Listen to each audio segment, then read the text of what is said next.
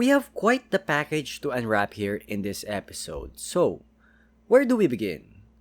I say, let's just do it the old-fashioned way, chronological order, nothing can go wrong there.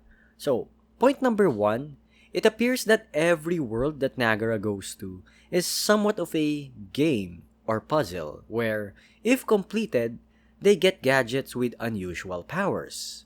Some are not so practical, but others can actually aid them in their quest to return home.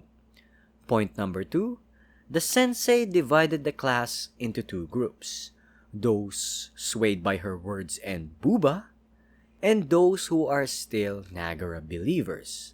Suffice to say, I did not expect Starboy here, who I've previously expressed my disgust with because of his face and mannerisms, is actually a teammate of our main protagonist. Also, is this division the start of the Lord of the Flies segment of this anime? I mean, clearly, these deserters have gone past the point of negotiation, and the senses booba, her words, are just too powerful for them to even reconsider this division. Anyway, point number three. When this scene happened, when Nagar was told to stand up, instinctively, I fanboyed. I knew who I heard. I knew that the man himself has graced us once again with his voice. As a Suda Kenjiro fanboy, whenever I hear his voice, that's like a stamp of approval that whatever project he's voicing in, it's pretty much guaranteed to be a success. And man, I welcome him as our god character in this anime with open arms.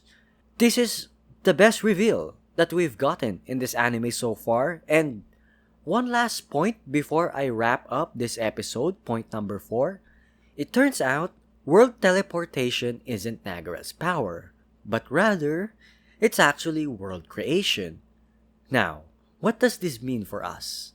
Initially, it doesn't seem to change much in terms of where we stand narratively, but what makes world creation more expansive than world teleportation is that if Nagara can use his willpower to the height of its potential, then basically he can deliberately create a world that would make it possible for them to go home.